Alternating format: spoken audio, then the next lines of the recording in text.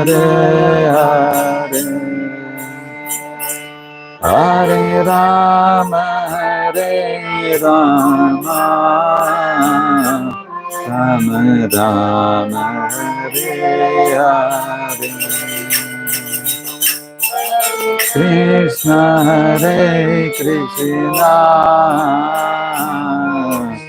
Krishna Hare Hare, Hare Rama, Hare Rama, Rama Hare Hare.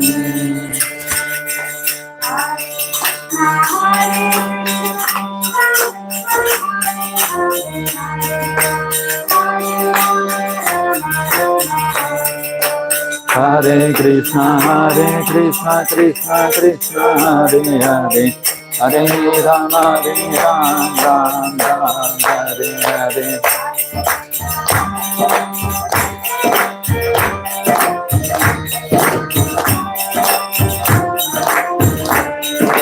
Hare Krishna, Krishna Krishna, Hare Hare, Hare Rama,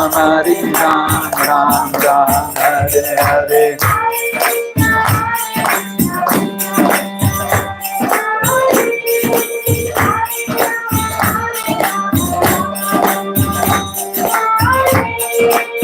Hare Krishna, Krishna Krishna, Hare Hare, Hare Rama, Rama, Hare Hare.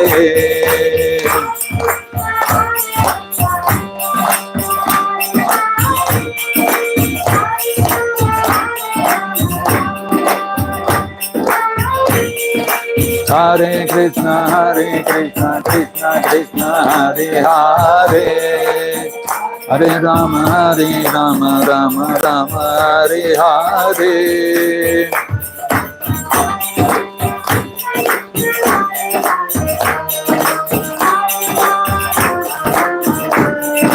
Hare Krishna, Krishna Krishna, Hare Hare, Hare Rama, Rama, Hare Hare.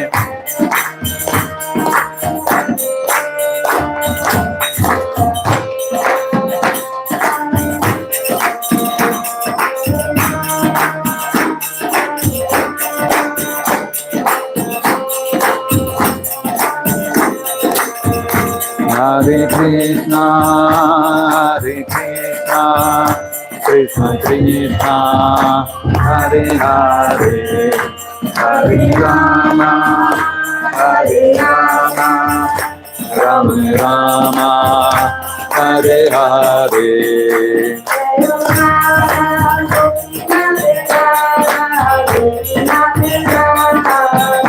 Jaya Radha Gopinath Radha Gopinath Radhe.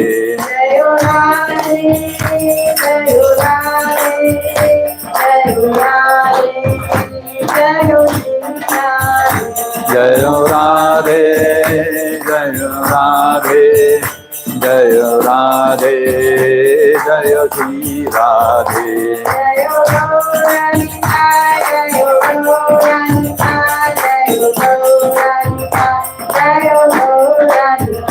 Jaya Gauranitai, Jaya Gauranitai, Gauranitai, Jaya Gauranitai.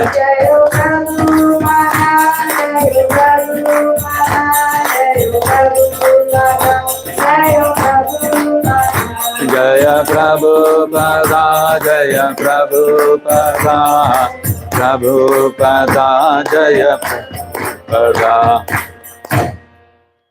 Vishwaguru Srila Prabhupada ki jai, Shri Shri Gaur Nitai ki jai, Shri Shri Radha Gopinath ki jai, Nitai Gaur Premanande Hari Hari Gaur. Om Ajnana Timirandhasya Jnananjana Salakaya Chakshurunmilitam Yena Tasmai Shri Gurave Namaha. Namo Vishnu Padaya Krishna Preshtaya Bhutale Srimate Bhakti Vedanta Swaminiti Namine Namaste Saraswate Deve Gauravani Pracharine Nirvishesha Shunyavadi Paschatya Deshatarine Jaya Sri Krishna Chaitanya Prabhu Nityananda Sri Advaita Gadadhara Sri Vasadi Gaura Bhakta Vrinda Hare Krishna Krishna Krishna Hare Hare Hare Rama Rama Rama Hare Hare Mokam karoti vachadam Pangum langhayate girim Yat kripadam aham vande Sri Gurum Dinataranam. Hare Krishna. So yesterday we saw quite a bit of Mahaprabhu's history chronologically, and when Chaitanya Mahaprabhu in 1510 he took sannyas. We have seen how different incidents happened in different years. How in 1486 Chaitanya Mahaprabhu appeared, and when Mahaprabhu was about 11 years old, 1497, Jagannath Mishra disappeared. 1501, Chaitanya Mahaprabhu got married with Lakshmi Priya. He was about 16 years old. Then when he was about 19 years old, 20 years old, Chaitanya Mahaprabhu, in 1505, he set up his own school, Chatushpati. Then in the following year, 1506, Chaitanya Mahaprabhu went on a tour to what is modern-day Bangladesh, and that time Lakshmi Priya, his wife, disappeared out of the snake bite of separation. Then next year, 1507, Chaitanya Mahaprabhu married Vishnu Priya. And 1508, Chaitanya Mahaprabhu took Diksha from Ishwarapuri in Gaya. And then after that, there was a big transformation in Chaitanya Mahaprabhu. He started exhibiting ecstatic symptoms, bhava, in chanting Krishna's holy name. And 1509 was towards the end of 1509, November, December was when the Chandkazi incident happened, where he tried to prevent all the kirtans from Sankirtan from happening, and Mahaprabhu organized the great civil disobedience against that. And then Mahaprabhu, by towards the end of January 1510, around January 26, 1510, Chaitanya Mahaprabhu traveled to Katwa, and from there, in Katwa, he took sannyas from Keshav Bharati. So when Chaitanya Mahaprabhu was in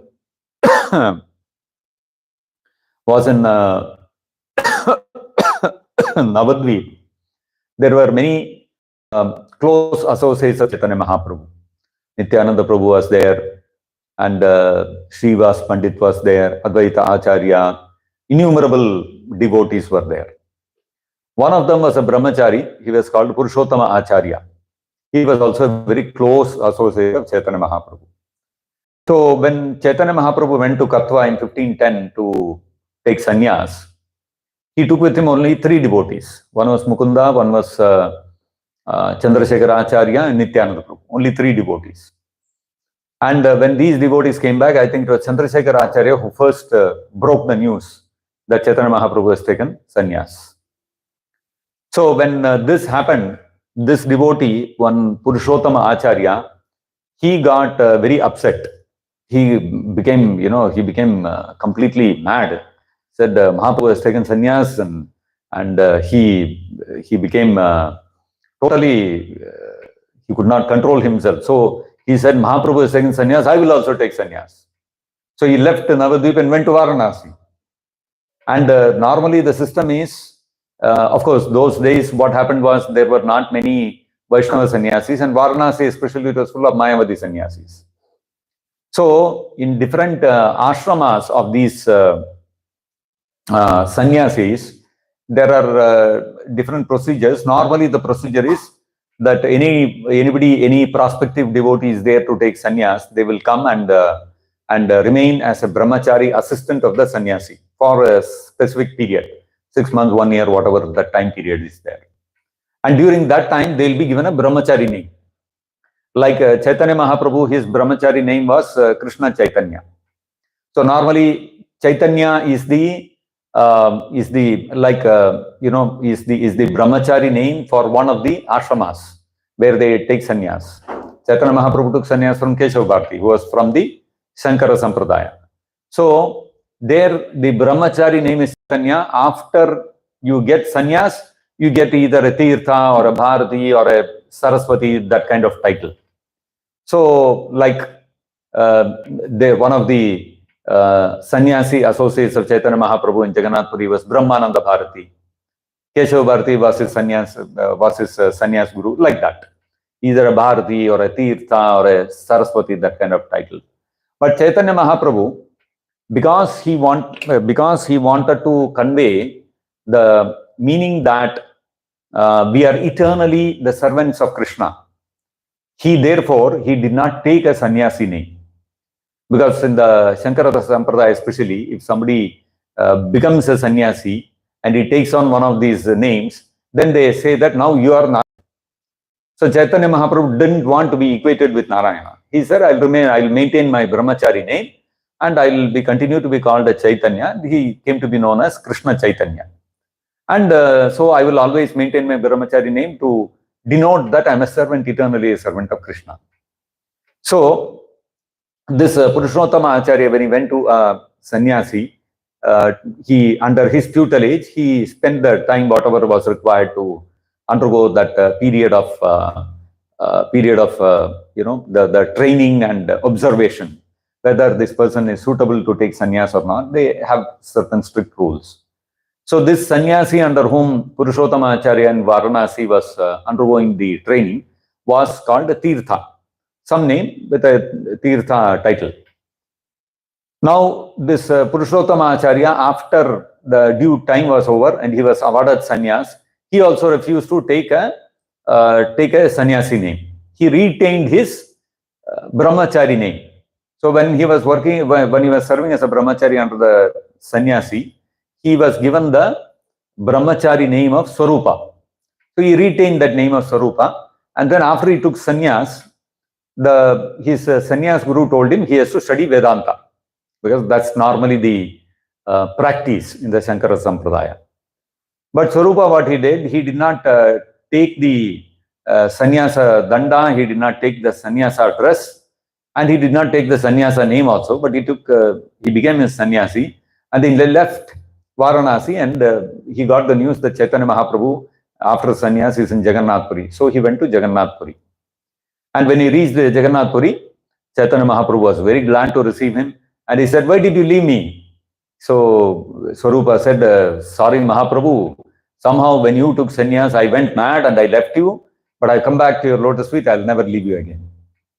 And he became one of the very close associates of Chaitanya Mahaprabhu, and he had an ability to sing very beautifully. He was a wonderful kirtan singer, and he was also highly learned in the Vedas. He was a very scholarly devotee. So recognizing his ability to sing beautifully, Chaitanya Mahaprabhu gave him a name, Damodara. And that is how he became Swarupa Damodar. So Swarupa was his brahmachari name before he took sannyas, and Damodar was the title given to him by Chaitanya Mahaprabhu because of his beautiful ability to sing. And this is how Swarup Damodar became a close associate of Chaitanya Mahaprabhu. And he became, because of his great erudition and ability to sing beautifully and all that, he and Ramananda Raya became the very close associates of Chaitanya Mahaprabhu. So Chaitanya Mahaprabhu, every day in the evening, morning, what would happen? Chaitanya Mahaprabhu would get up early in the morning, then he would go have darshan of Jagannath, the Jagannath Puri temple. Then he would chant his rounds. Mahaprabhu also had a fixed number of rounds to chant. Every day he would chant. And then afternoon, he would accept invitation from some devotee who would invite him for lunch, prasadam. And so like that, the day would go. And then evening, he would engage in Sankirtan, meeting people and things like that. And in the night, Chaitanya Mahaprabhu would sit and discuss the pastimes of Krishna, the qualities of Krishna, and all those kind of intimate and very high philosophical discussions he would have with Swarup Damodar and Ramananda Raya. This used to be Chaitanya Mahaprabhu's his schedule. So, like this, Swarup Damodar became a very close associate of Chaitanya Mahaprabhu, and many people would come to meet Chaitanya Mahaprabhu in Jagannath Puri. Sometimes some people would bring literature because Chaitanya Mahaprabhu was known to be a very big scholar, and during those days, there were many stalwart scholars all over India. So many people would come wanting Chaitanya Mahaprabhu to confirm or to vet their whatever they have written. Like nowadays also somebody writes a book, they will go to some prominent person, take a foreword from him, and they will then advertise, see, this person has written the foreword. So when you say, oh, this person has written the foreword, then this book must be worth reading. So we buy and read, isn't it? So like that, in those times also, to get a stamp of approval from Chaitanya Mahaprabhu, many devotees would bring whatever literature they have written and things like that. So Chaitanya Mahaprabhu did not want to waste time going through all kinds of things and correcting them and all that. So anybody who would bring any literature to Chaitanya Mahaprabhu for him to hear would first have to go to Swarup Damodar. And Swarup Damodar would go through it, and if he found, yes, this is well written, properly according to Vaishnava Siddhanta and all that, then he would send it further for Chaitanya Mahaprabhu to hear. Otherwise, if he rejected, finished. That's all. So Chaitanya Mahaprabhu trusted him so much. That was the extent to which Swarup Damodar became a close confidant of Chaitanya Mahaprabhu. So anyway, I brought this up because yesterday somebody was asking about Swarup Damodar. So this was the background. Anyway, now after taking sannyas in 1510, we saw how Chaitanya Mahaprabhu tried in 1510 itself to go to Vrindavan, and he went up to Bengal, and there he met Sanatana Goswami and Rupa Goswami in Ramakeli. Then Chaitanya Mahaprabhu went up to Kanai Natshala, then he returned. And then after that, Chaitanya Mahaprabhu went on a South India pilgrimage, and for 2 years he was away. He returned to Jagannath Puri in 1512. And then after that, Chaitanya Mahaprabhu, came to Vrindavan. So to come to Vrindavan, initially Ramananda Raya and Sarvabhauma Bhattacharya were putting many obstacles, but finally they relented and allowed Chaitanya Mahaprabhu in 1515 AD to come to Vrindavan. And we have seen how Chaitanya Mahaprabhu left Jagannath Puri on Vijayadashami day in 1515 AD, and he reached Vrindavan and Kartika Purnima, end of last day of Kartika. So that's how he came. And when he came, Chaitanya Mahaprabhu came to Govardhan. He stayed at Haridev temple, then he did parikram, all those things we have discussed. After that, Chaitanya Mahaprabhu came to Vrindavan. So when Chaitanya Mahaprabhu came to Vrindavan, naturally, everywhere where Chaitanya Mahaprabhu would go, there would be a huge crowd which would assemble, and every day many people would want to invite Chaitanya Mahaprabhu to their home and all that. So Chaitanya Mahaprabhu also went to Mathura, Janmasthan. He went to Janmasthan to have darshan of the Lord there. And what is the name of the deity in Keshav Dev? Right? Keshav Dev is the deity in Mathura, Janmasthan. So he went to have darshan of Janmasthan, and there when Chaitanya Mahaprabhu saw the deity there, he started singing and dancing in ecstasy. Seeing him, one local Mathura Brajavasi, one elderly Brahmana, he also started singing and dancing with Mahaprabhu in great ecstasy. And both of them were doing kirtan for a long time. And after the kirtan settled, then Chaitanya Mahaprabhu spoke to this Brahmana, and he said, how are you exhibiting such ecstatic symptoms of singing and dancing in the, in Sankirtan? And according to me, I have never seen anybody other than in the line of Madhavendra Puri who have exhibited such symptoms. So then this Brahmana replied that actually, when Madhavendra Puri came to Vrindavan, he came and stayed in my house, and he initiated me. And that is how, from that time, I have developed these kind of ecstatic symptoms in chanting Krishna's holy name. So Chaitanya Mahaprabhu became extremely happy to hear that. And he went and stayed in that Brahmana's house. And that Brahmana was from a Sanadya Brahmana family. So normally in the caste system, Sanandya Brahmanas are considered to be of a lower grade. Saraswat Brahmins are considered to be higher grade. You know, all those kind of orthodox systems used to be there during those times. Nowadays, of course, hardly all these things, people practically, nobody knows about all these things.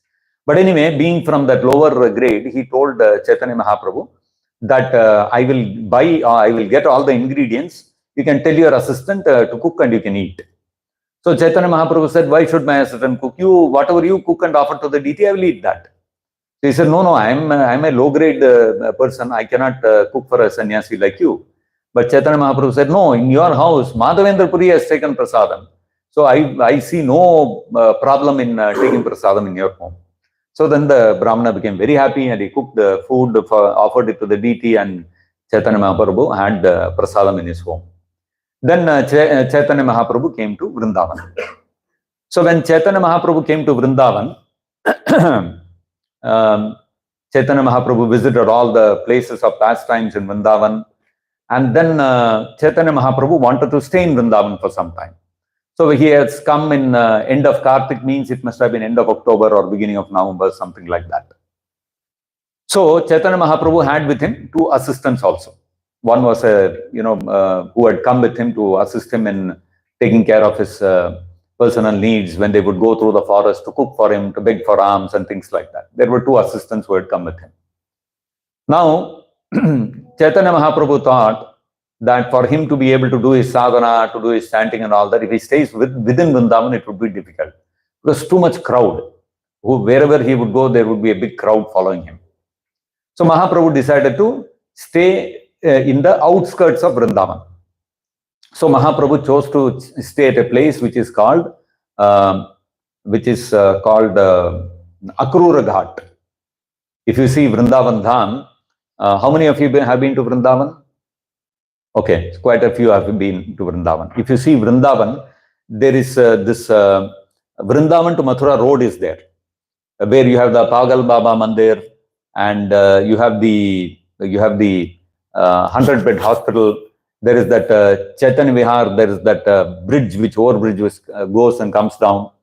So if you are conversant with that area, on that road which connects Vrindavan to Mathura, if you go on that road, few kilometers on the outskirts, you have to go practically out of Vrindavan. It is probably about maybe 1/3 of the distance between Vrindavan and Mathura. There is this place called Madham, which is run by that Sadhvi Ritambara. So opposite that place, there is a small lane which goes into the village there. And at the end of that, close on the banks of the Yamuna, is Akrur Ghat. What is this Akrur Ghat?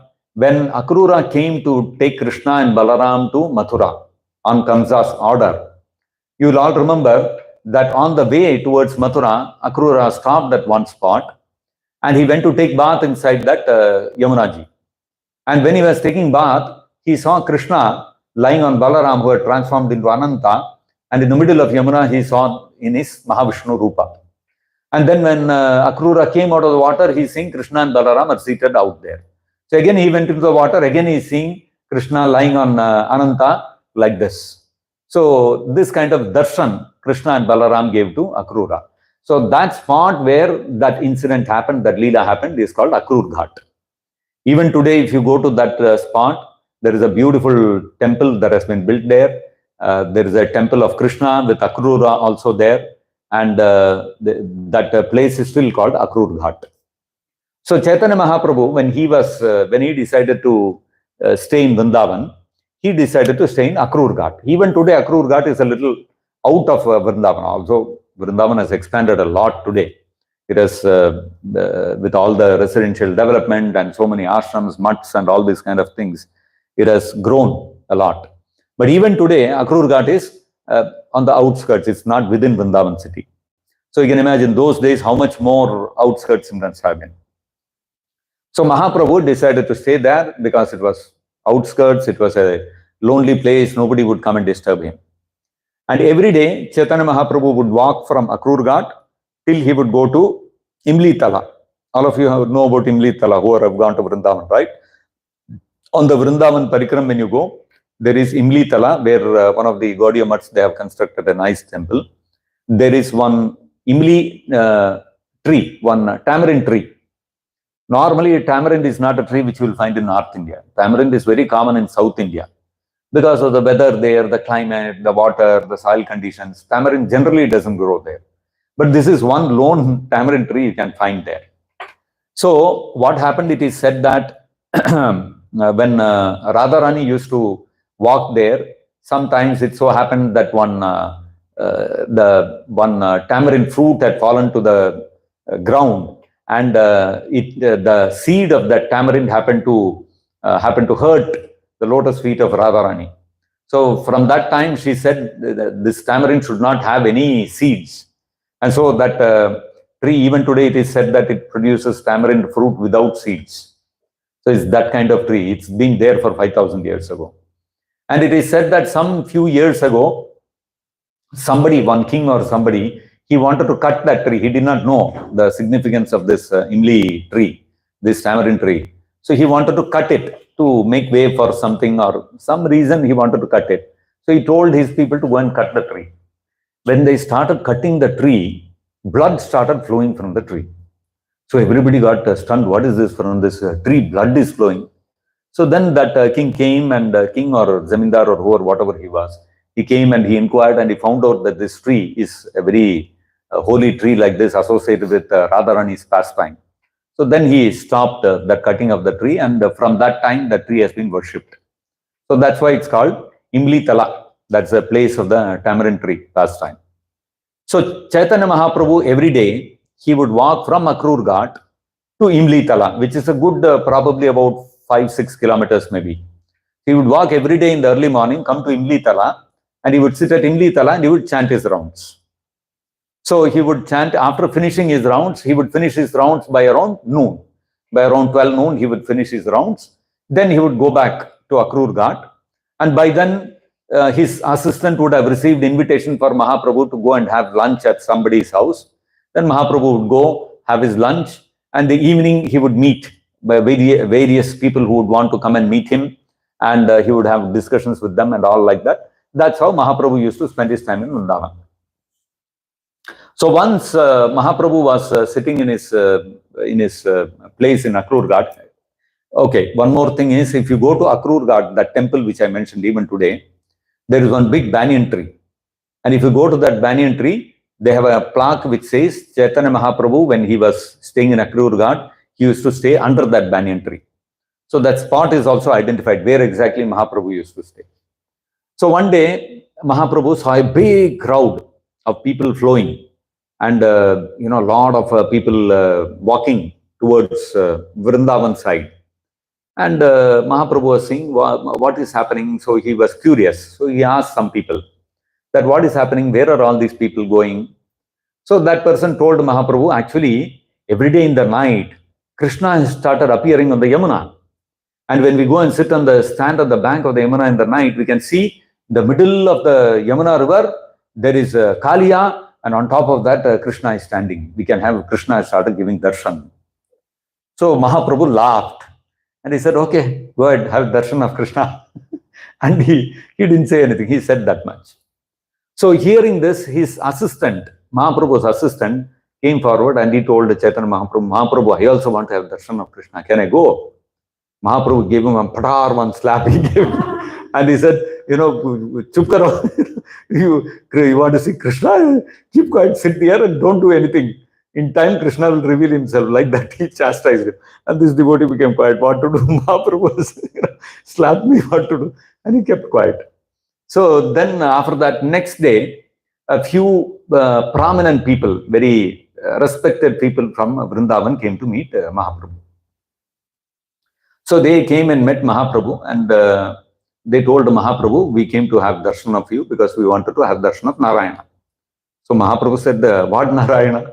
They said, you are a sannyasi, so you have become Narayana. So Mahaprabhu said, no, I am a simple jiva. Narayana, Krishna is different. Just because I have taken sannyas, I cannot become Narayana. Because that's the Mayavadi interpretation. So, but these people were also intelligent people.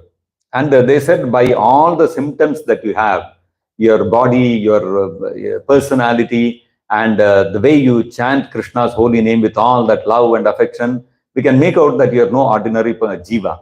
You must be Narayana himself. So Chaitanya Mahaprabhu, of course, was, he's in the mood of a devotee. He wanted to, divert the topic. Then he asked, so many people are going to have darshan of Krishna. You people did not have darshan of Krishna, he asked. So these people laughed. And they said that what Krishna, simply all these people, foolish people, they are all going. Every day in the night, there is one fisherman who comes to catch fish in the Yamuna. And to catch the fish, he lights his lamp. So in the middle of the night, when you look at it, it appears like, there is some light which is burning and one man is standing there. So people are thinking that light is the jewel on the hood of Kalia and Krishna is standing on that. So it is just a simple fisherman who is bringing his boat in the middle of the river. So he said like this. Then Chaitanya Mahaprabhu looked as his assistant. Assistant also understood. Good thing Mahaprabhu didn't allow me to go there like that. So Prabhupada explains this to say that sometimes the spiritual master may chastise the disciple, that he may use heavy words, he may scold the disciple, but it's all for the welfare of the disciple. Chaitanya Mahaprabhu went to the extent of slapping his devotee, you can see. Because although the devotee was the personal assistant of Chaitanya Mahaprabhu, still he also got bewildered. He is staying with Chaitanya Mahaprabhu. Chaitanya Mahaprabhu is Krishna himself. What other Krishna will he go and see? But still, he also got bewildered. So when we are serving, we are in the contact of a pure devotee like Srila Prabhupada. Still, there is a chance that we might go astray. So therefore, it is the duty of the spiritual master to chastise the disciple and to retain him in the proper path. So, in the course of rendering devotional service, we should be ready to get chastised also. This is also a requirement to remain steady and fixed up in devotional service. Sometimes we get upset when we get scolded, like, in school and all, okay, teacher is coming and scolding. Now I've grown up, I've got 2 kids also, I'm coming to the temple, Prabhuji is calling me and scolding me. What is this? I'm no more a school child, no. So, but then the point is that when we come to spiritual life, we are coming here for rectification. We want to purify our consciousness. We want to remain strictly on the path back to Godhead. So we should be ready and humble enough and surrendered enough to be also corrected and taken on the right path.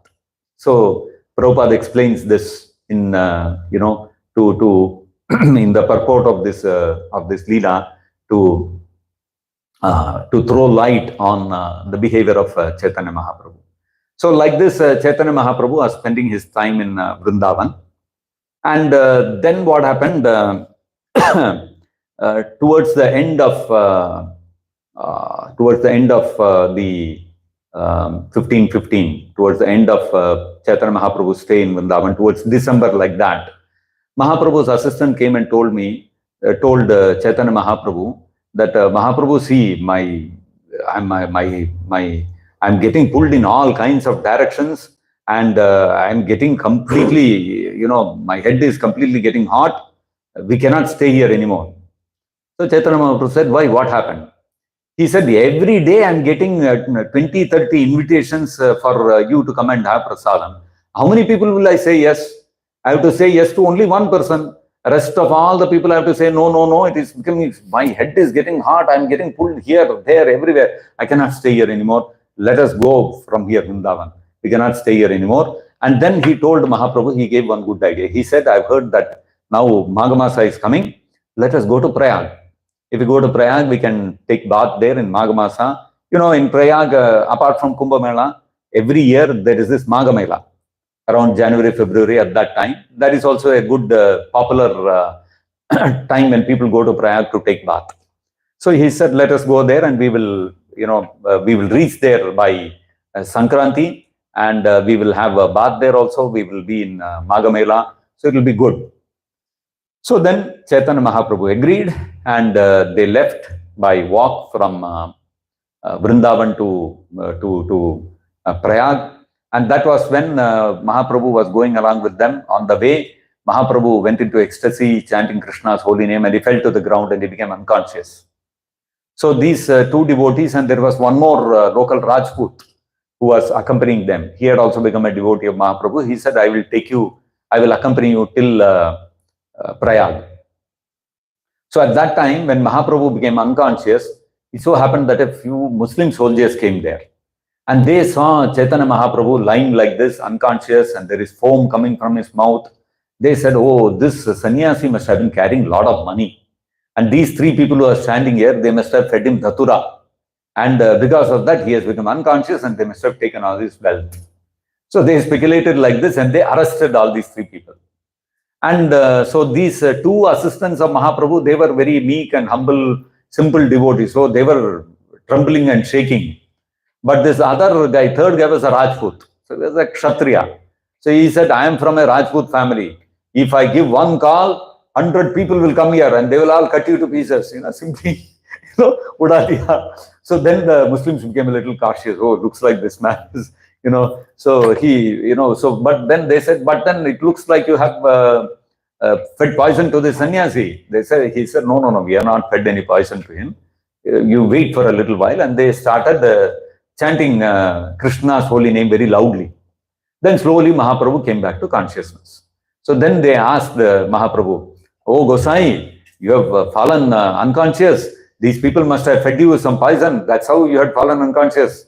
Were you carrying any gold coins with you? These people must have taken from you. Mahaprabhu said, no, I am a simple sannyasi. I have one cowpin and one, kamandalu. That's all my possession. I don't have any gold. These are my devotees only. Sometimes I have epileptic seizures. So like that, I had fits and fell down. That's all. Like that, Mahaprabhu, managed the matter. And amongst those Muslim soldiers, there was one guy who was a religious cleric. And he saw that Mahaprabhu was a saint, and so he thought, let me have a discussion with him. And so both of them had a discussion. And this Muslim cleric was trying to use the Quran to convert Mahaprabhu to Islam. So, but of course, with logic and preaching and evidence of the Quran and all those kind of things. But Mahaprabhu started speaking about, about the personal philosophy. He was presenting an impersonal point of view.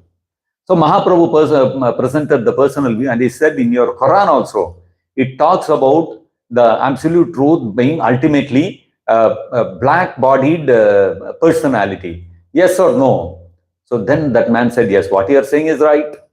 Then Mahaprabhu said, so your Quran is also establishing that God is a person. Then that man became dumbfounded. And then Chaitanya Mahaprabhu said, who is that person? That person is Krishna, Shyamasundara.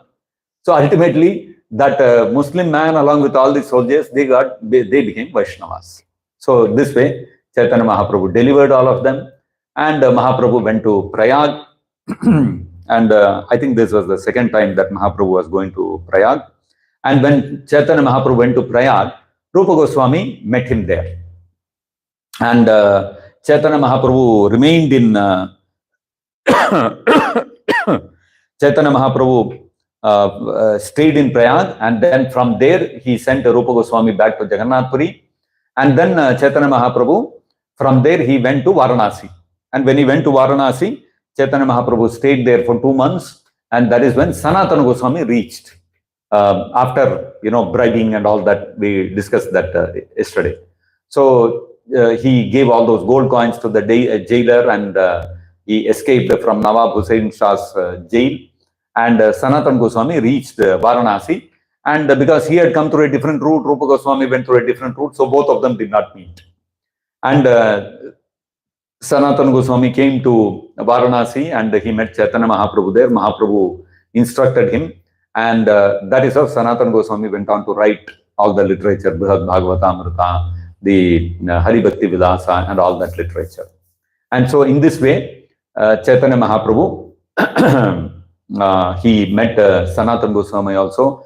And then Sanatana Goswami also went to Jagannath Puri. And then Chaitanya Mahaprabhu, after from Varanasi, Chaitanya Mahaprabhu also came back to Jagannath Puri in 1516.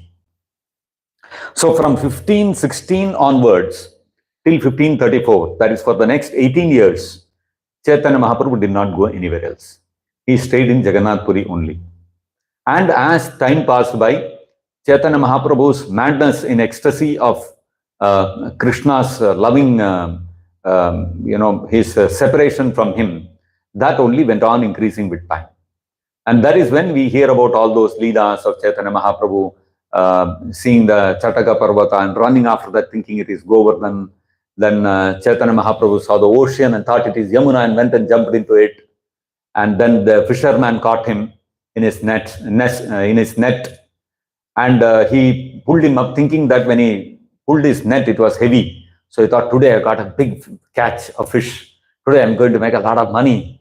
And he pulled the net, and he's seeing it is some human being. And it was Chaitanya Mahaprabhu was completely unconscious. And while pulling him up, this boatman, he happened to touch Mahaprabhu's body, and he is not able to control himself. He's jumping and dancing on the boat, Hari Bol, like this. And somehow, finally, he reached the shore.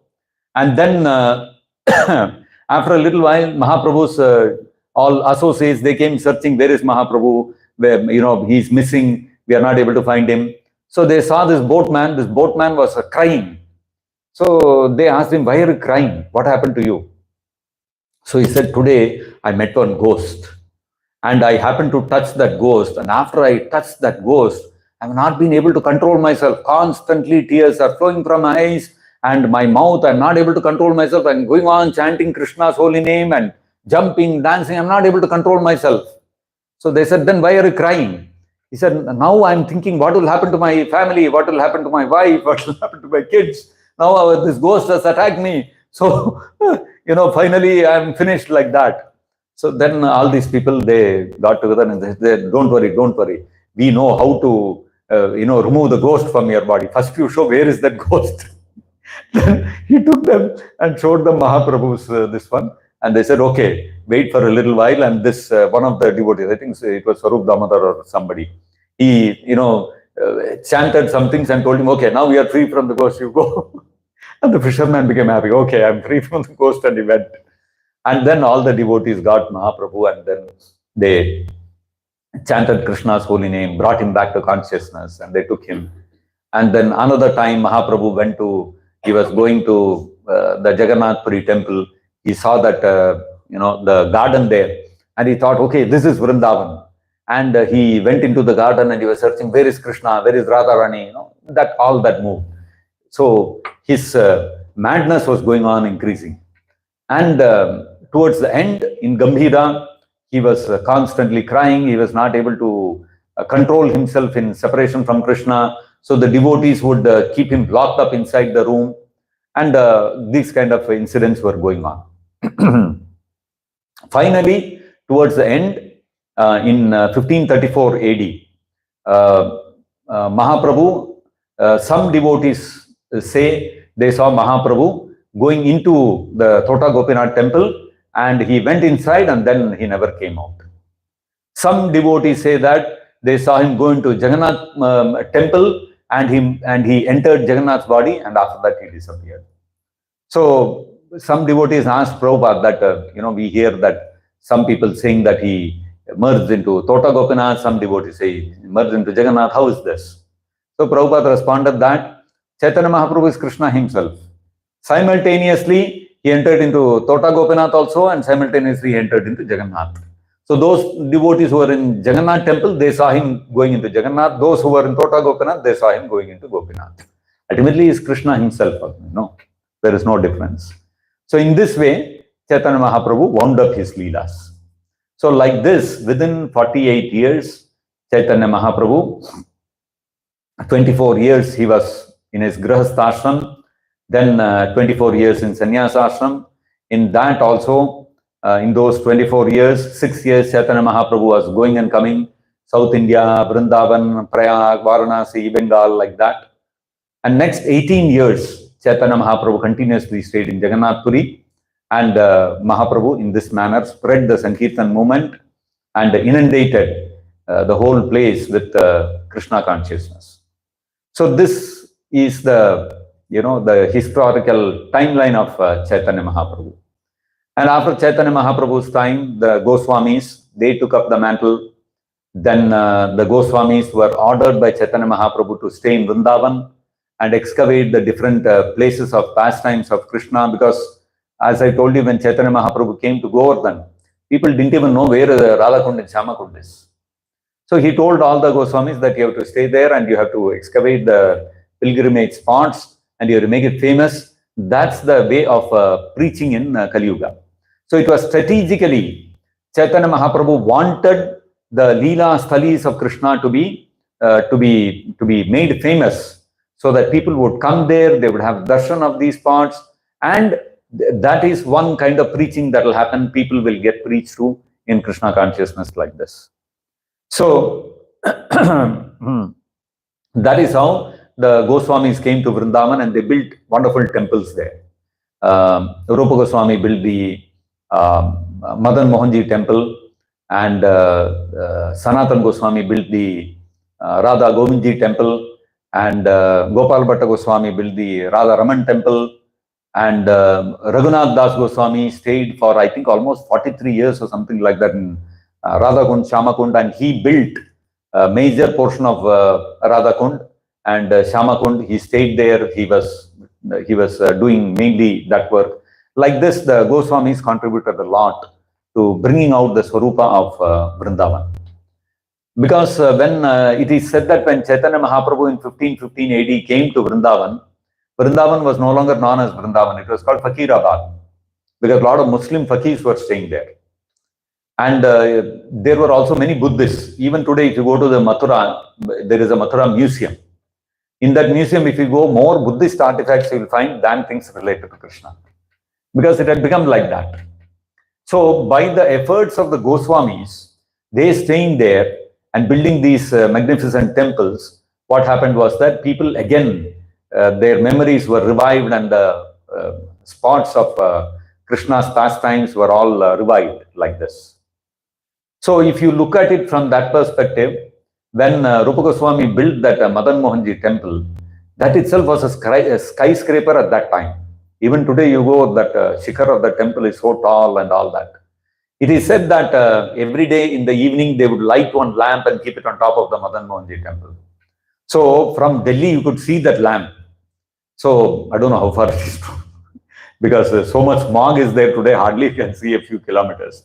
Maybe those days, because of the lack of pollution, maybe they could see such large distances. Anyway, it is said that once Aurangzeb saw from a long distance, he saw this lamp burning, and he said, "What is this?" So somebody told him it is a temple in Vrindavan. So he said, "Go and raise it." So that is how the Muslim invaders came into Vrindavan, and they took the deities and left. And Madan Mohanji was shifted to Karoli, where he is even today, because the Rajasthan, the Mewar kings and the Rajasthan kings who were there, they had some sort of understanding with the Mughals, and the Mughals wouldn't attack them. Or there were kings who were really strong from Rajasthan who would oppose the Mughal kings. Either way, they decided for the protection of the deities to shift them to Rajasthan. That's how Gopalji, who was installed on top of Govardhan by Madhavendrapuri, he was shifted to Nathadwar. Madan Mohanji went to Karoli. Govindji went to Jaipur. So this is how the deities got shifted. And when the soldiers came and they wanted to ransack the buildings, the temples, they say at that time, when the Govindji temple was built in Vrindavan, it was a 7-story building. Huge, big structure. Today, if you go, you will find probably G+2 or G+1 kind of structure only. Balance all has been completely taken apart. The local folklore goes that the Muslim invaders, they came and they started demolishing that whole Govindji temple. And from 7 stories, they came down to 3 stories. And then they were all resting in the night at that time. Then Narsingadev appeared, and in their dreams, and they had a big nightmare, and they all ran away in great fear. And that is how they left it standing at that G+2 building. What you see of the temple building, you see it is still standing there. They did not demolish it fully. Otherwise, if you go to Janmasthan, they have completely demolished the original Keshavdev temple and built a mosque on top of it, right? That is the Vivada which is going on even now. So that original Kamsa's dungeon, all those things are buried under the mosque right now. So of course, later there was a big agitation in the 60s or something like that, and various important industrialists at that time, Singhanias, Birlas, all these people, they got together and they built the current day temple and the Swarupa of that dungeon, they have made it. So if you go to Janmasthan today, you are actually not going to the real Janmasthan, place of the prison of Kamsa, where Krishna actually appeared. That's under the mosque. So outside they have built a replica of that where you can go and have darshan. So anyway, all these kind of things happen, and today whatever we know of Vrindavan, it is possible because of the hard work of all the Goswamis. They have built it, and they have made the place really, they have brought back that name of Vrindavan. So this was the strategy of Mahaprabhu, build temples, to build places of great interest in Vrindavan, so that people from all over the world will come. They will see the places of pastimes of Krishna, and their faith and conviction in Krishna will develop. This is one of the strategies of Chaitanya Mahaprabhu. And following that, Prabhupada also in 1976 inaugurated the Krishna Pratam temple. And one interesting incident that happened was, when I was in Vrindavan, this is before 2018, we had conceived of this skyscraper temple to be built, and we were planning to build it and all that, and there was a lot of news, buzz and all going around.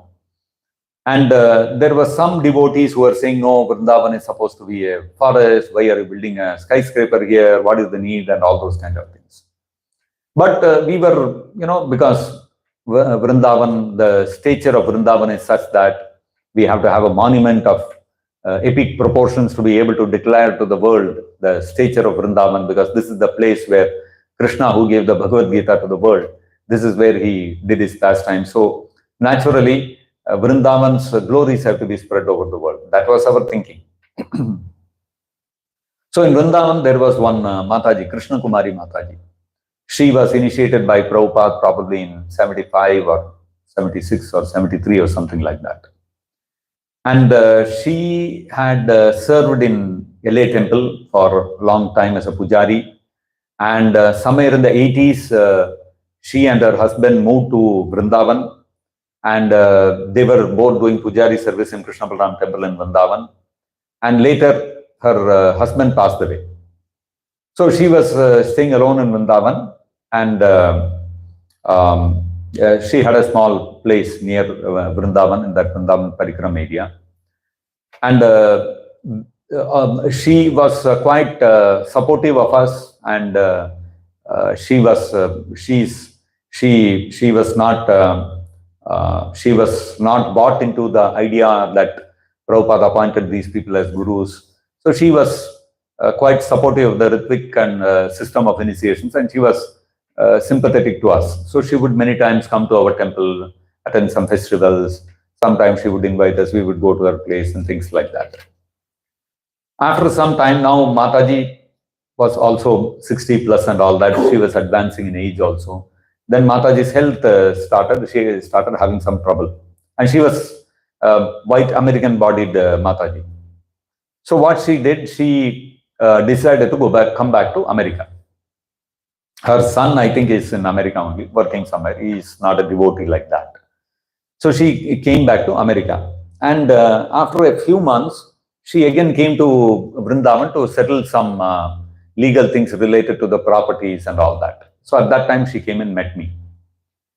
She was telling me how she had, when she was in America, one of her godbrothers, he had fallen sick. He was admitted in hospital. So she went to meet him. And when she met him, she was speaking to him. And while talking to him, he was asking about Vrindavan and all that. And she said, she mentioned about the skyscraper temple that our group, we were planning to build. The moment he heard that, his eyes lit up. And he said, oh, Prabhupada told me that we have to build a skyscraper temple in Vrindavan. I was like, my God, what, this is something new I'm hearing. So then, then I started searching maybe some references there in the Veda base or something. Then I came across one conversation where Prabhupada is talking to one devotee, this devotee only, who this Mataji spoke to, her godbrother.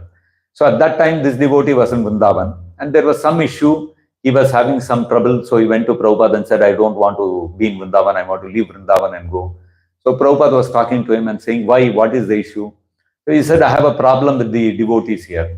So Prabhupada told him that if you have a problem, so then you stay back here, collect money and build a skyscraper for temple for Krishna. Like that, Prabhupada made a statement. So when a pure devotee says something, even if it is an offhand comment, Krishna will make it come true. So you see, years later, we had no idea. We are building one skyscraper temple in Vrindavan. Actually, it was mentioned by Prabhupada. So Krishna is making it happen.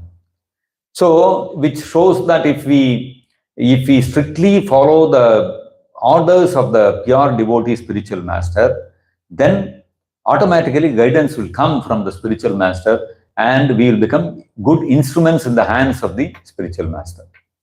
So that was one Leela I thought I will share with all of you with respect to the building of the Vrindavan temple. So anyway, so the Goswamis, they built, even during their time, they also built a skyscraper temples for Krishna. I was telling about 7-story building and all in 500 years ago is all not ordinary. All they are great visionaries. And of course, with time, because of the invasions and other things, most of the temples have been dismantled. But of course, some of them are still surviving, like Radha Ramanji temple and such other temples. And then, of course, Prabhupada came in 1965, 1922, of course, Prabhupada met Bhakti Siddhanta Saraswati Thakur.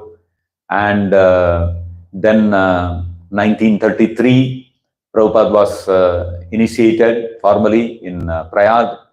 And then in 1944, Prabhupada started the Back to Godhead magazine. Then 1955, Prabhupada took Vanaprastha. 59, Prabhupada started the League of Devotees, Jhansi. Then 59 only, I think, Prabhupada took sannyas, right? 59, Prabhupada took sannyas. Then 65, Prabhupada went to the US. And 66, Prabhupada registered ISKCON. So that is how Prabhupada started the whole movement. And 67, it was a struggle for Prabhupada from 1965 to 67. It was not at all easy. Prabhupada mentions in one place that every now and then he would go to the Scindia steamship, their office, and he would ask, when is the next ship to India? Because Prabhupada said, I don't know how long I would be able to survive. So I was asking, when is the next ship going, so that in case I'm not able to survive here, I can catch the next ship and go back to India. So it was, it was a period of great uncertainty. And then in 67, end of 60, around May of 67, Prabhupada had that stroke. Prabhupada got that stroke, and Prabhupada had to come back to India to recuperate. So practically 67, Prabhupada couldn't do anything much. Prabhupada was mostly in India. From May onwards till the end of 1967, Prabhupada was in India only. He was in Vrindavan recuperating his health and all that. 68, Prabhupada went back to the US, and Prabhupada says from 68 is when Prabhupada really started pushing the movement. And from 68 to 17, hardly 2 years, there was an explosion. And by 1970 July, ISKCON had grown into more than 30 centers. You can imagine in 2 years to be able to grow that much is an incredible achievement. And so in 1970 July, Prabhupada, after the Rath Yatra in San Francisco, Prabhupada met all the temple presidents at that time, and he said, let us form a GBC. And that is how Prabhupada wrote the Direction of Management. Direction of Management is a document wherein Prabhupada formed the Governing Body Commission, the GBC. And if you read that Direction of Management, it's very interesting. You can imagine 1970, Prabhupada was writing. Prabhupada said, I'm already 70 years old and I may be out of the scene any moment.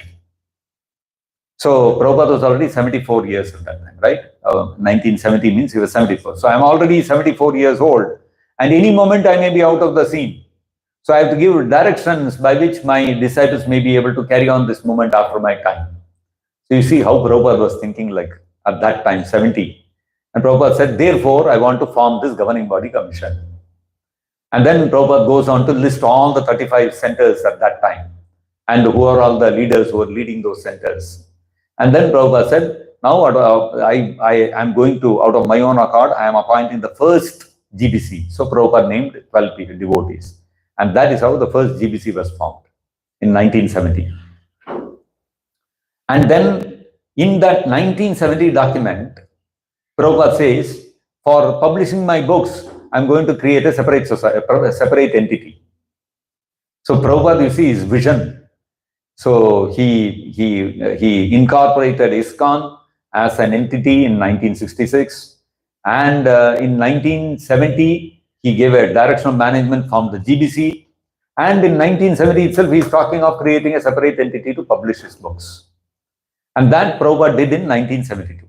1972, I think it was in California, Prabhupada registered a trust called Bhaktivedanta Book Trust, which is not the entity which is publishing the books now. That's a different entity.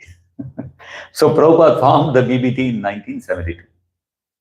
And so Prabhupada's vision was there would be ISKCON as an entity which would establish temples, devotees would be supported by that, deities would be, all deity worship, everything will happen in ISKCON.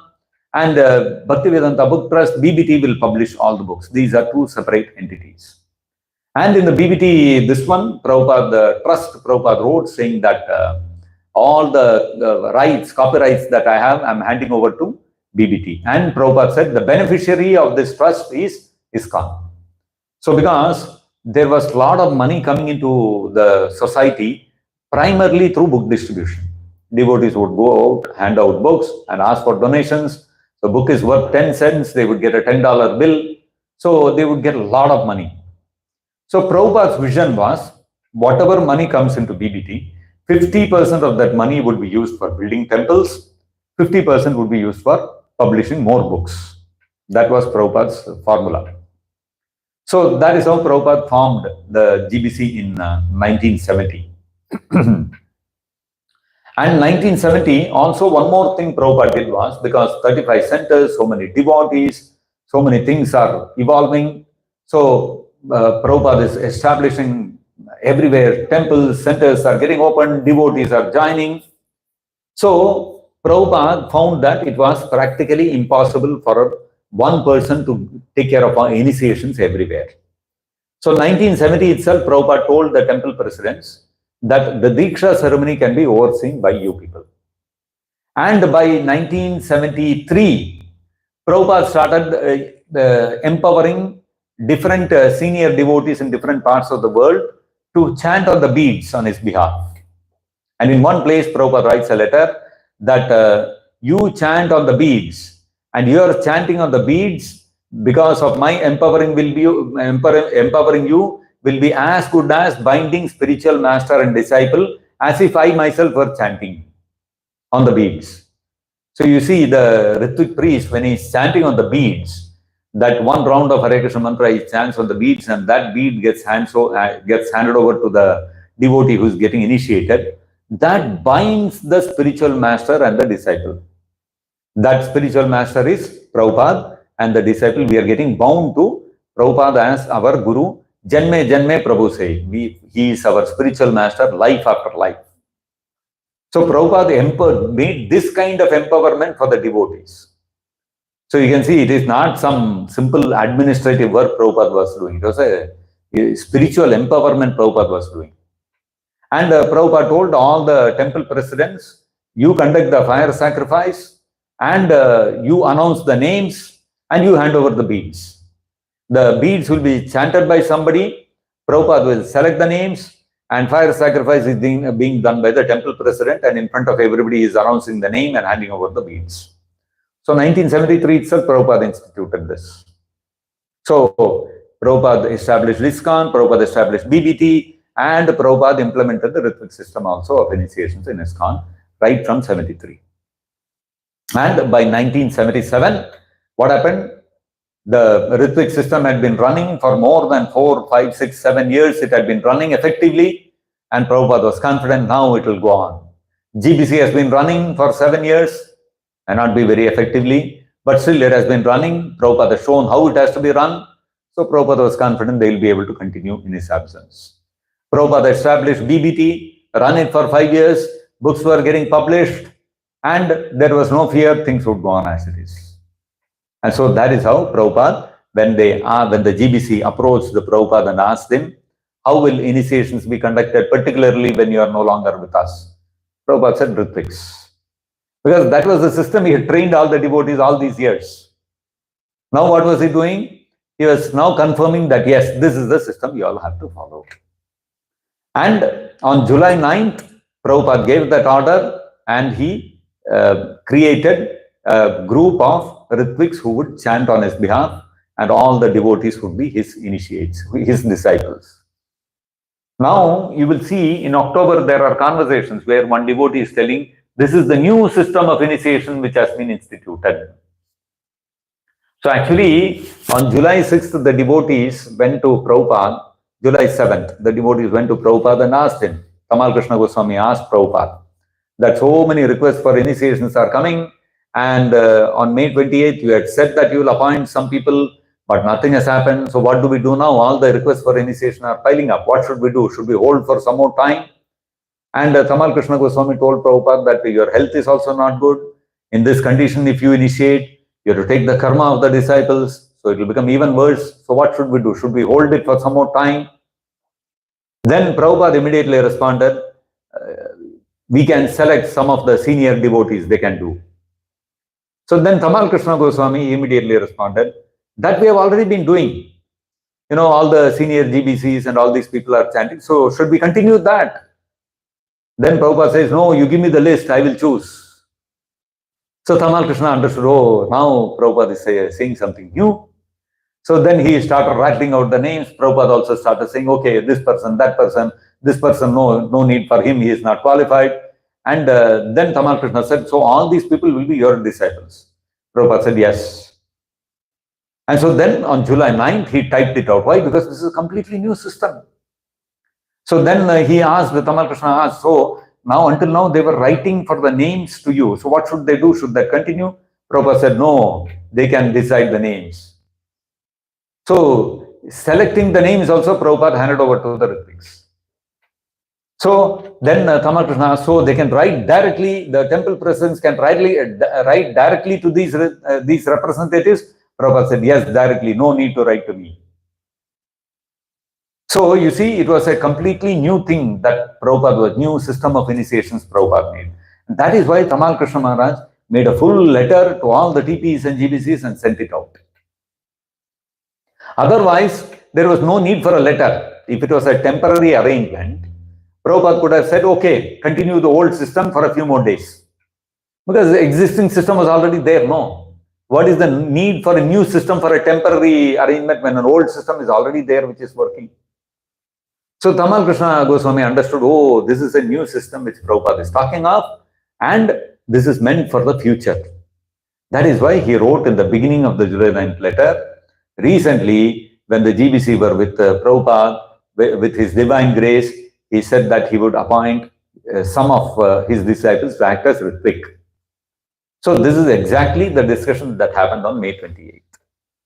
And so the devotees understood that this is a new system, and in October there is a conversation where one devotee tells Prabhupada, this new system of initiations that you have made, now we have devotees have started initiating according to that. Temple presidents are sending the names to the new devotees, and now we are receiving all the Guru Dakshina for you. It is all coming. So like that he reads out to Srila Prabhupada. So you see that system of Ritvik system of initiation was a new system, different from the old system. The old system was also a Ritvik system. But in the new system, the difference was, number one, that the names were also getting selected. Is there a chair for Mataji? There's one more chair here. There's one. Yeah, there. Mataji, please have a seat. So there is a new system where the changes are two. Number one is that the name is also being selected by the Ritvik, and number two, there are designated people. Until then, there were many devotees whom Srila Prabhupada had empowered and told, you can also chant, you can also chant. But from July 9th onwards, it was only these 11 people whom Prabhupada had selected. And in the discussion, July 7th, he also asked, Prabhupada also said, more people, they can, whoever is required at your discretion, you can decide. Meaning the GBC can decide if they want to add more people, add more Ritviks and things like that. So it clearly was a decision by Prabhupada, well thought out decision. Prabhupada built the whole system up over a period of several years, implemented it, ran it during his time, and then handed over and said, you continue this. And this is how Prabhupada built up the whole movement, meant to propagate the mission of Chaitanya Mahaprabhu, which Mahaprabhu came and incarnated to spread the message of Krishna and loving devotional service to Krishna. And if you see Chaitanya Mahaprabhu during his time, he wrote only Shikshashtaka. That is only written literature Chaitanya Mahaprabhu left behind. Otherwise, Chaitanya Mahaprabhu did not write anything else. On the other hand, he told his disciples, the Shad Goswamis, to write literature. So they all wrote profusely on Krishna consciousness. Whatever they had heard from Chaitanya Mahaprabhu, they were empowered to write on his behalf. Similarly, Prabhupada also, he also wrote profusely. And that writing by Prabhupada is because he is empowered by Chaitanya Mahaprabhu. Unless one is empowered by Chaitanya Mahaprabhu, one cannot write on transcendental subject matter. So much voluminous literature, such high philosophy. So it's all, these are all, if you look at Prabhupada's time, Prabhupada wrote almost 60 volumes of books, and Prabhupada gave almost 5,000 hours of lectures on Bhagavad Gita, Bhagavatam, Nectar of Devotion, Chaitanya Charitamrita. Over and above this, Prabhupada wrote almost 4,000 to 5,000 letters to his disciples on various matters, all wonderful instructions, giving philosophical insights and things like that. You can imagine that. And it didn't end there. More than 3,000 hours of room conversations. So where did Prabhupada find time for all this? And in the midst of all this, Prabhupada is building up this institution and making BBT, making the direction of management, building ISKCON, establishing centers all over the world, traveling everywhere. Incredible achievement Prabhupada has done. So all this possible because Prabhupada was empowered by Chaitanya Mahaprabhu to spread his mission. Otherwise, it is impossible. Nobody has done before, nobody has done after. Prabhupada is a very powerful acharya who came, and as Chaitanya Mahaprabhu himself said, Mora Senapati Bhakta, he said, my commander-in-chief will come and he will deliver all those Mlechas and Yavanas who have escaped my mercy. Chaitanya Mahaprabhu said that. So if the commander-in-chief is entering the battlefield, he cannot go and kill a few 2-3 Tukda soldiers and come back, right? He has to, he has to create a tehelka in that whole battlefield. Then only he is called commander-in-chief. So Prabhupada is the commander-in-chief. So when he came, he created a big revolution. Imagine when Prabhupada was on this planet and Prabhupada was spreading Krishna consciousness everywhere, the KGB, the secret agency like CIA you have in the USA and RAW in India, KGB is the secret spy agency in Russia. They listed that the two top very concerning enemies for the KGB, one is CIA and second is Hare Krishnas. Because they are spreading like wildfire everywhere. And Russia at that time was behind the Iron Curtain. They were not allowing religion at all. And these Hare Krishnas are spreading religion like anything all over the world. Wherever you go, you will find a Hare Krishna. So they said this is, very frightening. The pace at which they are growing, the way they are growing, you cannot, they seem unstoppable. That kind of vibration Prabhupada created in the whole world. So this is because he was the commander-in-chief. He was not an ordinary personality. So naturally, he came into the field and created a big hangama all over the world. These are all the wonderful glories of Srila Prabhupada and pastimes of Chaitanya Mahaprabhu. So if anybody has got anything to share or you want to say something, welcome. Yes, Mataji.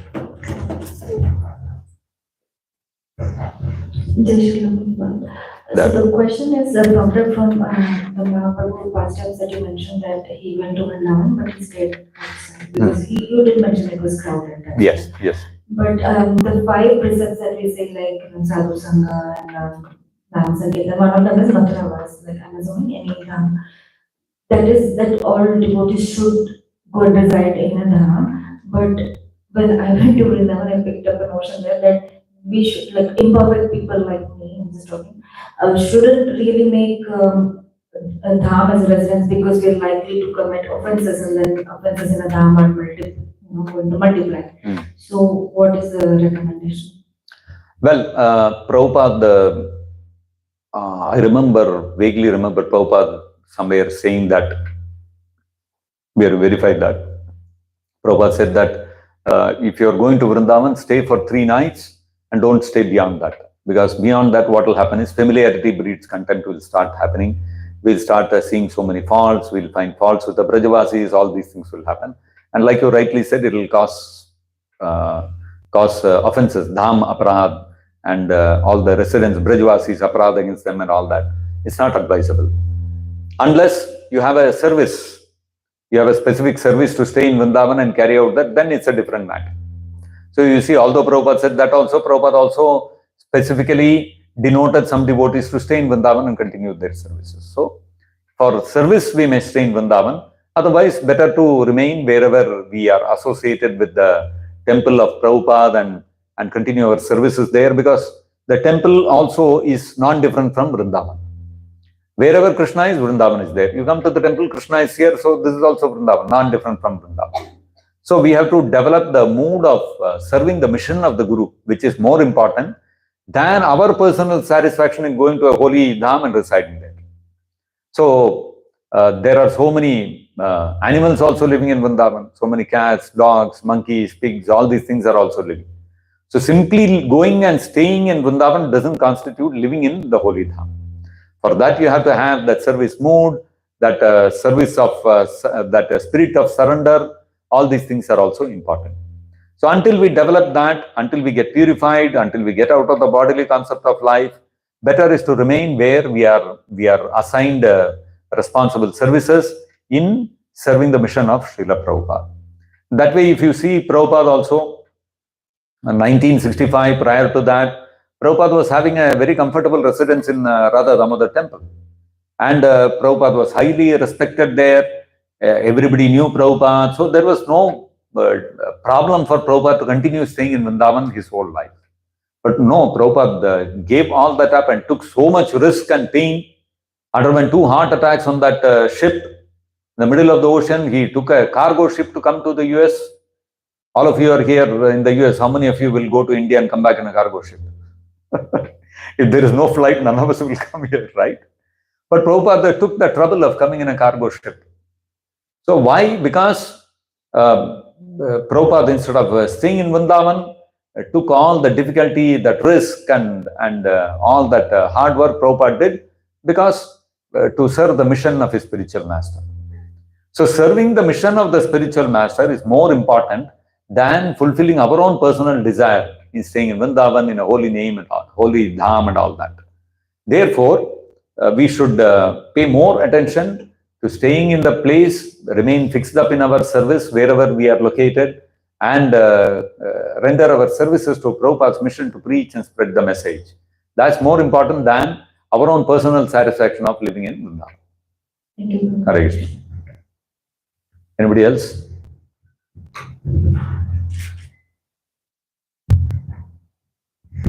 Hare Krishna. It's actually a question, two-part question from yesterday, if you don't mind. You were talking about remembrance in the spiritual world, about the asuras, right? So, if there's remembrance in the spiritual world, would other desires and memories of the material world not exist there? Part one. And second part is, if Yogamaya is also working in the spiritual world, how do we, forgive me, maybe my understanding is not right on this, but how do we differentiate between the two worlds? Okay. So when it comes to, I'm not sure I got your first question right about the memories, because the eternal associates of Krishna in the spiritual world, they are all remembering the different pastimes of Krishna in vanquishing the various asuras, right? Now those leelas Krishna performed in this material realm, not in the spiritual realm. But irrespective of where it was performed, when Krishna descends to this material realm, he brings with him the holy dham and all the eternal associates, right? So Krishna's performance of the leela in the material realm is as good as his leelas in the spiritual world. So the personalities who are there, eternal associates of Krishna in the spiritual world, they are remembering the pastimes of Krishna killing the asuras which has happened here. But that is still not different from the spiritual world. It did not actually happen there, it happened here in the expansion of Goloka Vrindavan here. So how is it different? It doesn't make any difference, right? So that way, that eternal leela of Krishna, this all the Brajavasis, they remember and they relish that.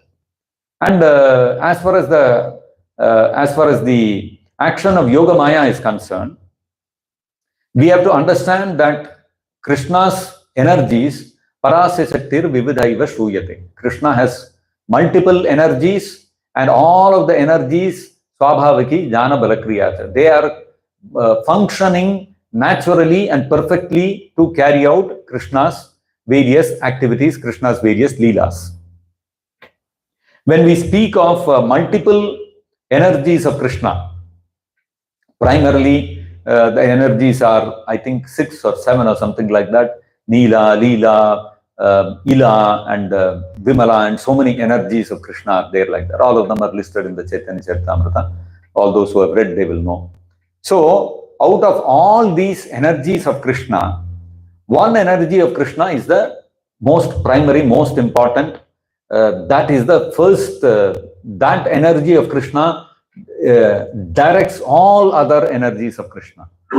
That is Krishna's Ichha Shakti, Krishna's willing potency. So, whenever Krishna desires something, I want something to happen like this, then that willing potency will direct all other Shaktis and they will all align themselves towards satisfying that desire of Krishna. So, for example, one of the energies of Krishna is his Samvit potency, his knowledge potency, his awareness, right? That Samvit potency performs the function of providing all information to Krishna. Krishna becomes aware of everything through his Samvit potency.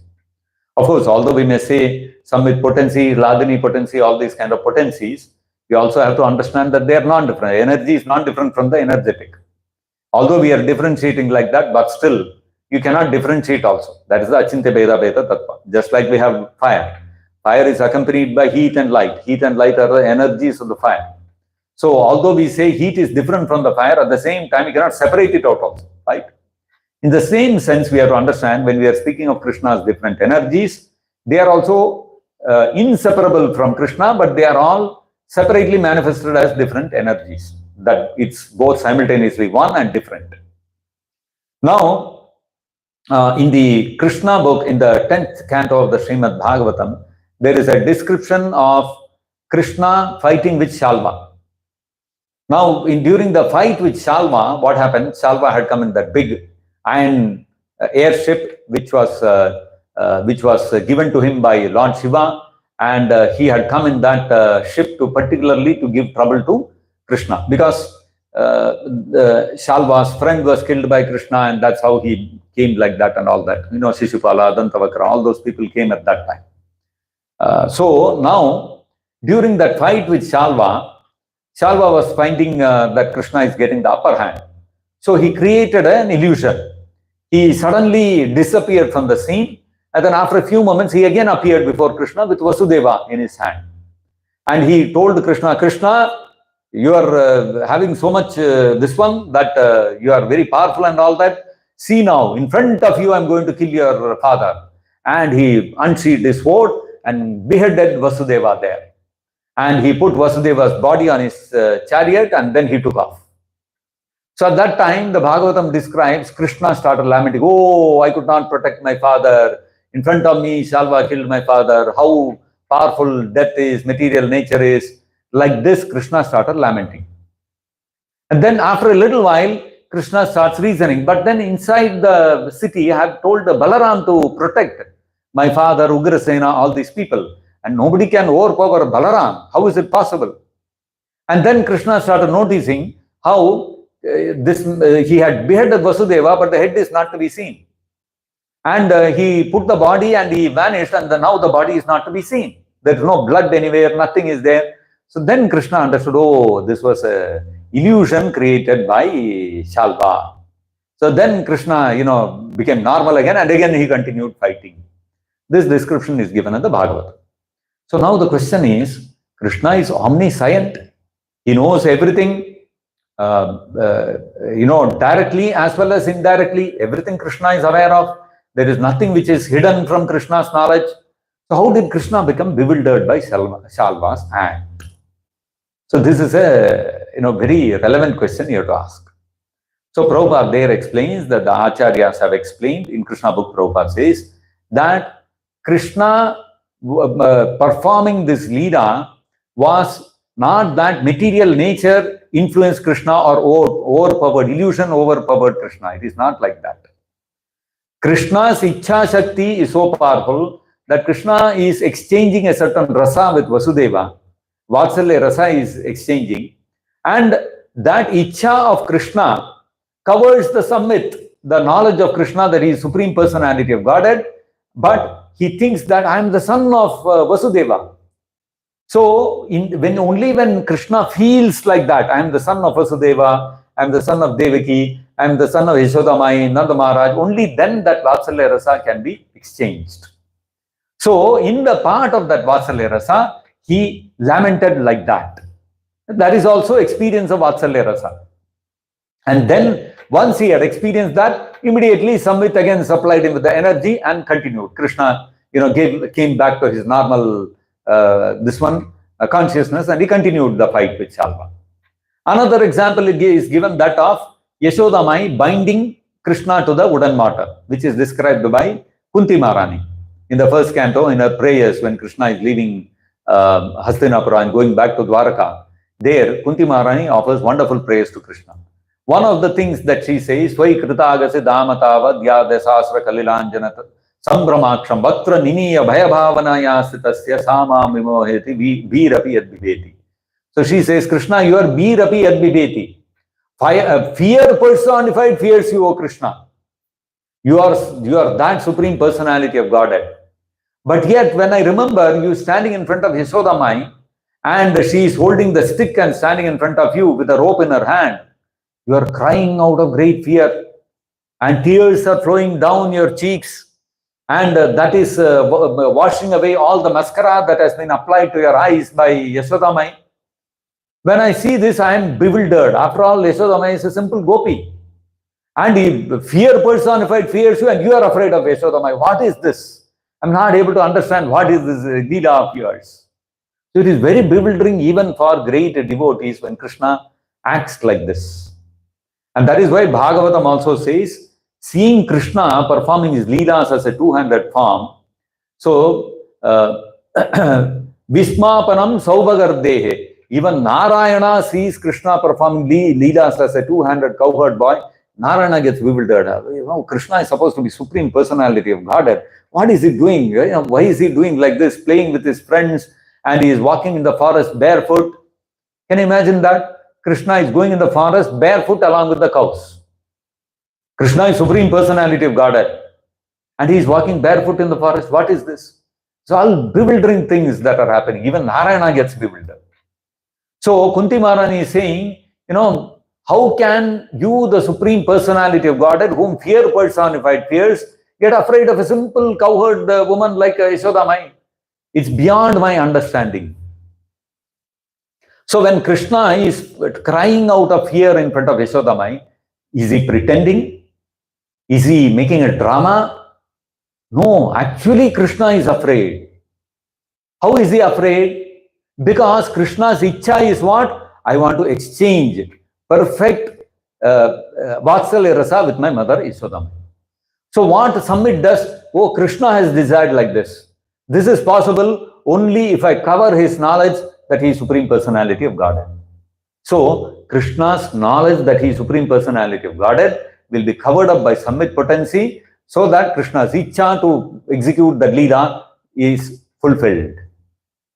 So Krishna's ichcha shakti is the most powerful of all of Krishna's shaktis. You understand? So now why did we discuss this? What was your second part of the question? I'm sorry. About Yogamaya. Yogamaya. So now, as I was mentioning, all the different energies of Krishna are acting Swabhaviki Jnana Bala Kriyacha. So in the spiritual world, Yogamaya is functioning to fulfill Krishna's ichchas, to exchange different kinds of rasas with different kinds of devotees. And in the performance of that, she is sometimes covering certain knowledge, revealing certain knowledge. All these kind of things are happening. In the material world, what happens is, our forgetfulness is a different kind of forgetfulness. In the spiritual world, the action of Yogamaya, Prabhupada differentiates the action of Yogamaya and Mahamaya. What happens is, Yogamaya, she covers the knowledge of even the great eternal associates of Krishna also, like Yashoda Mai. Once what happened was, when Krishna ate the earth from Brahmanda Ghat, Yashoda Mai called Krishna and told him, hey Krishna, your friends are all telling that you have eaten mud, open your mouth and show. Then Krishna opened his mouth. Please look into my mouth. Then Yashoda Mai looked into his mouth, and she could see within his mouth all the universes, all the manifestation, all the planets, everything is there. And in the middle of that, she's seeing Krishna is standing there, and she is looking into Krishna's mouth. She's seeing herself doing all these things.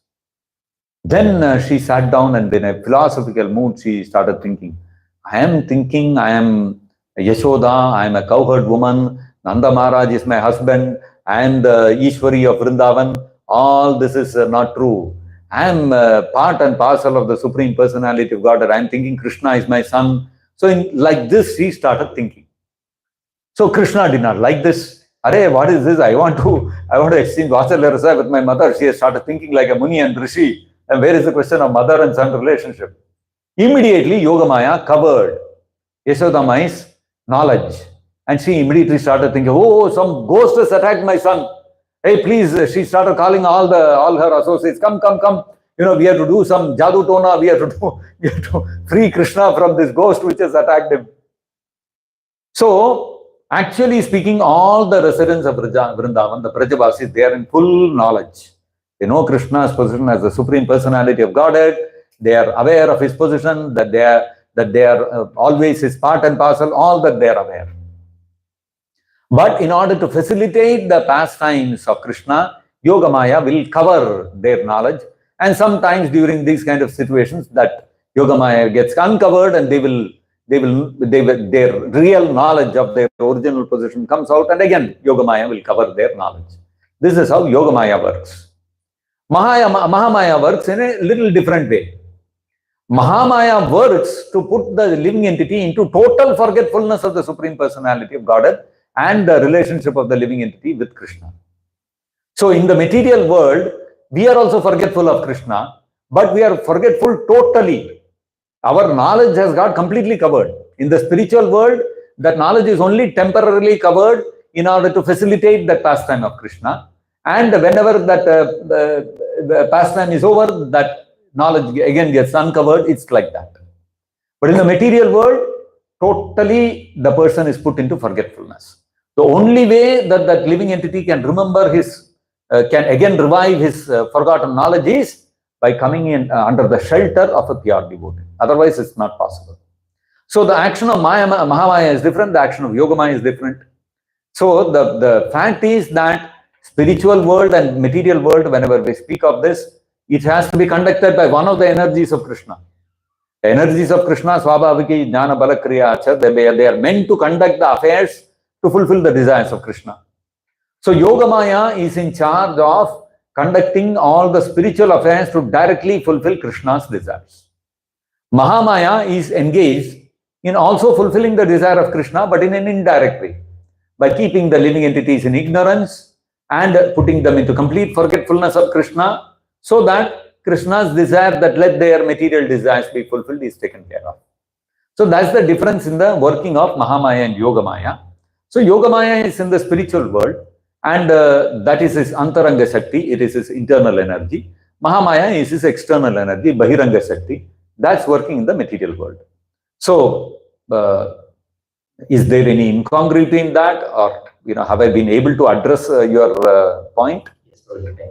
Okay, Hare Krishna. Anybody else? Hare Krishna. Yes. So, with respect to the sannyasi aspect of Chaitanya Mahaprabhu, what's our intended? Srimad Bhagavatam, we said that 5 things, out of which sannyasi is also not to be explained in Kali Yuga. So how do we understand this when we have so many great personalities of sannyasis in Kali Yuga? Okay, so Chaitanya Mahaprabhu took sannyas, Swarup Damodar took sannyas, Bhakti Siddhanta Saraswati Thakur took sannyas, our own Prabhupada took sannyas.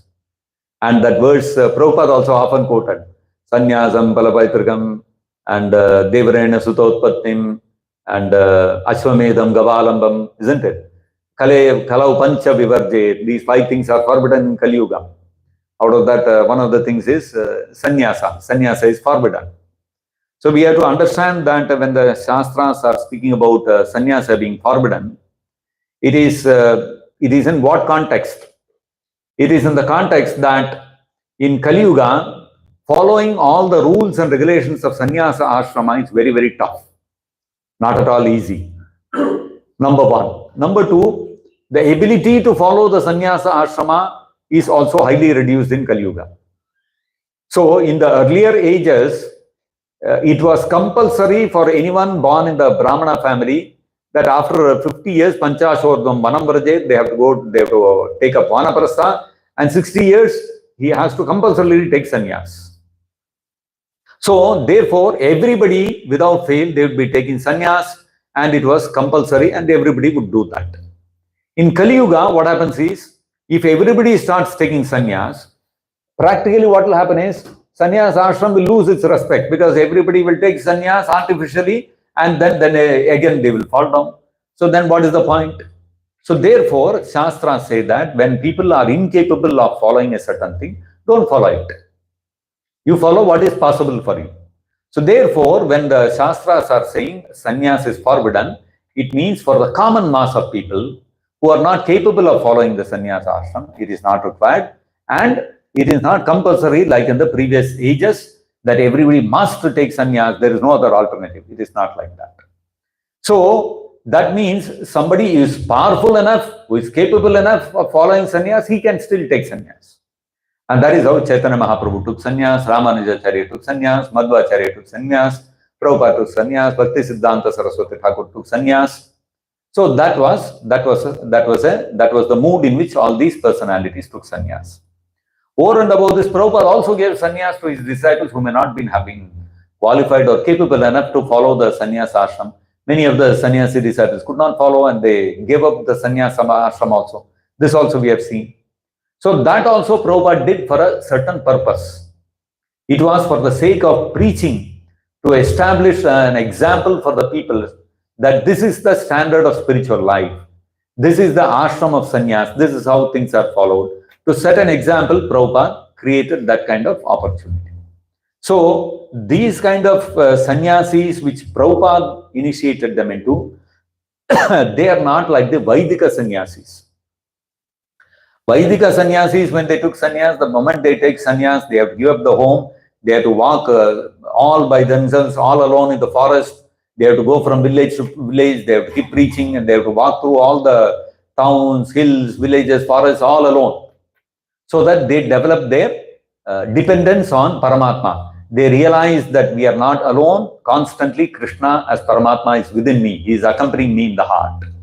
To develop the dependence, the sannyasi was supposed to do. But in ISKCON, we don't do that. The sannyasis go from temple to temple only, and all arrangements are made for their accommodation, for their travel, all these things. So these are Kali Yuga sannyasis. Sannyasis meant for preaching, to spread the message. They are not the Vaidika sannyasis, not that kind of sannyasis. So that is how we have to understand. So that kind of sannyasis, Prabhupada also did not initiate. Prabhupada did not tell his disciples, now you have taken sannyas, now go to the forest. You know, you have to walk all alone in the forest from village to village. Then nobody would have taken sannyas in ISKCON. So that kind of Vaidika sannyasis are not there. They are forbidden, and we are also not expecting our sannyasis to be like that. I hope that answers the question. Yes, sir. Okay. So one more. Before that, Mataji has been raising her hand here for a long time. We'll come back to you. Hare Krishna, Babuji. Hare Krishna, Mataji. I have a question. So I know Chaitanya Mahaprabhu, when he took sannyas, he was married to his wife at the time, right? So the question that keeps coming in my mind is, what is Chaitanya Mahaprabhu teaching in terms of what should we take away from him in terms of the responsibility to whoever we are attached to, is it whether it's the parents or family or exactly. So I'm just trying to understand, like, what is the teaching for us from that we need to learn from Chaitanya Mahaprabhu? Well, as we all know, Chaitanya Mahaprabhu wanted to save the souls from committing offenses at his lotus feet. We all know that, right? The pastime of his students, when Chaitanya Mahaprabhu was singing all the gopis' names, his own students came and they criticized the Chaitanya Mahaprabhu. That why are you chanting the names of the gopis? You should be chanting the names of Brahman and things like that. So Mahaprabhu got upset with them and he chased them away. So all these students, they got together and they discussed, and they said, this Nimai, if he, this time we let him go, next time if he does this again, we'll beat him up. So Mahaprabhu he's omniscient, he's Paramatma, he knows what is going on. So he understood that these students, they are not surrendered to him. So Chaitanya Mahaprabhu was thinking, how will I deliver them? If they don't surrender to me, I cannot deliver them. Then what is the hope for these fallen souls, conditioned souls in Kali Yuga? I have come as Patita Pavana, I have come here to deliver the most fallen. And if these people don't respect me, they don't surrender to me, they are offending me, then their whole spiritual life is finished. Therefore, Chaitanya Mahaprabhu said, I will take sannyas so that these people will also come and respect me and I can deliver them also. So for the sake of delivering those conditioned souls, Chaitanya Mahaprabhu gave up his family life. But then we have to understand that Vishnu Priya, Lakshmi Priya, these are all eternal associates of Chaitanya Mahaprabhu. So in the Chaitanya Mahaprabhu getting separated from his eternal consort is also meant for to enhance the leela of the mood of separation from him. The mood of serving Krishna in separation is a far greater spiritual mood in the material world than to meet Krishna and directly serve him. So Chaitanya Mahaprabhu himself displayed that mood with respect to Krishna. He was always thinking of Krishna in separate. Where is Krishna? Where is Radharani? Is Krishna here? Is Radharani here? Even the Shad Goswamis also, they were also thinking like that. Constantly crying out, oh, hey Krishna, hey Brajadevike, where are you? Hey Nanda Sono Kutaha. In that Shad Goswami Ashtaka, we hear that. So they were also constantly in a mood of separation. And that mood of separation is the highest pinnacle of devotional service, even within Madhurya Rasa. In Madhurya Rasa also, there is the Rasa of meeting and there is the Vipralamba Seva. There is the devotional service in the mood of separation. The more than meeting Krishna, it is serving Krishna in the mode of separation which gives the highest bliss. That is how we see the gopis being glorified for the Brahmara Gita, and when Krishna left the Ras Leela and went away, and after Krishna went to Mathura, when Uddhava came to Vrindavan, the kind of condition he met the gopis in, he was stunned. So that is the highest level. So to serve Krishna in separation is greater than serving Krishna in his direct association. So Chaitanya Mahaprabhu, his Leela with Vishnu Priya, with Lakshmi Priya and all these personalities, is we have to understand that there is a far higher spiritual angle to it, and they are eternal associates, eternal consorts of Chaitanya Mahaprabhu. So for a short period of time in the Bhauma Leela, they were separated. After that, again, they are back together. So there is no real separation like that. That is from the perspective of those personalities, Vishnu Priya and Lakshmi Priya themselves. As far as we are concerned, we have to understand that all the relationships towards our families, towards our parents, towards our children, towards our, all kinds of relatives that we have, all these are bodily relationships. And bodily relationships are all bound to end one day. None of these relationships are permanent. One day or the other, we have to leave and go. So it is more glorious to leave the family for the sake of preaching than to be leaving the family because of death. Anyway, you have to leave the family one day or the other. So it is an established fact that to develop vairagya, to develop detachment from one's family affairs, from one's household affairs, is a mandatory thing. If you have to develop spiritually, if you have to develop our maturity and go back to Godhead, we have to become detached. Whole life we cannot remain attached. Up to a certain point, we may be executing our material duties and taking care of the family and all these kind of things. But whole life we cannot be doing that. So we have to develop detachment at some point of time, and we should be able to dedicate our life fully for the service of Krishna and Guru Maharaj. This has to happen. This is essential. And this is required for us to be able to go back to Godhead. If we have understood the philosophy, if we have understood that the goal of life is to go back to Godhead, then without developing vairagya, we cannot go back to Godhead. So we have to develop detachment from our bodily relations. So if of course, Prabhupada also makes this distinction that if in the service to Guru Maharaj, to service to the mission of our spiritual master, if the entire family is to dedicate themselves to serving the mission of the spiritual master wholly and solely, then there is no need for taking sannyas. Because everybody is engaged in fully dedicating their life for serving the spiritual master's mission, then what is the need? There is no need. And all together you can serve Krishna and you can go back to Godhead. It's not compulsory. But as long as you are engaged in material duties, then at some point of time or the other, you have to cut off. This is the reality. But of course, it's not that, we have to artificially do that. We have to develop vairagya. First, that sense of detachment has to develop in us by executing devotional service. And when we are sufficiently mature in that detachment, then we can think of giving up. Otherwise, we should not artificially do it.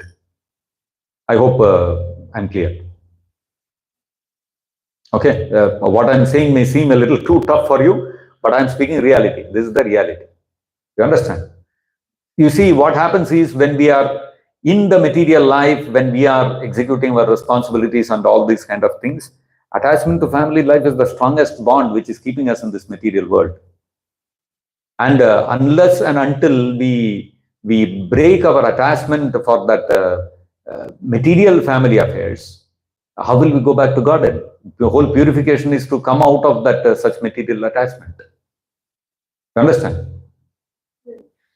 Just one follow-up is that what I heard in chapter 17 of Bhagavad Gita is one of the whole thing about austerity. One of the austerities was also to bear the pain of, serving the elders, serving our family. Yes. So that's where I get sort of confused. So you have to understand that for a person who is not engaged in serving Krishna, he cannot escape from these responsibilities. He has to serve his elders, he has to take care of them. These are all material duties which you have to perform if you are not serving Krishna. So the Bhagavatam says, Nayam rini na kinkaro rajan sarvatmana saranam saranim gato mukundam pariharitya kartam. Pariharitya kartam, you have given up your duty towards your family, towards your parents, to your elders, all of that, and you are surrendered to Krishna. Then you are no longer, you are absolved of all such duties. So until you have come to the point of total surrender to Krishna, you cannot give up those duties. If you have surrendered fully to Krishna, then there is no more, you are absolved of all those responsibilities, you are not required to do that. And that is why, although Krishna did say all those things, at the end of it, in the 66th verse of the 18th chapter, what did Krishna say? Krishna says, Sarva dharman parityajya mam ekam sharanam braja. If you surrender exclusively to Krishna, nobody else, nothing else, I have nothing else to do, my dharma is only to serve Krishna, no other dharma.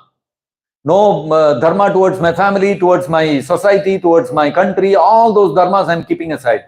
My only dharma is to serve Krishna. Then what happens? Krishna says, Aham tvam sarva papebhyo mokshayisyami. Don't worry, thinking that what about my duties to other things? I will absolve you of all the sinful reactions that will come out of not performing those duties. So until we come to the point of surrendering to Krishna, we cannot give up those duties. And the moment we surrender fully to Krishna, then we are no more obliged to carry out those duties. That is the way we understand. Okay? Anything else? Yes, please. Mayavadis, when they take sannyas, so they also leave up everything. Yes. Leave up everything and take sannyas. Yes. So what is their position? Because they are not surrendering to Krishna and taking sannyas. So their position is in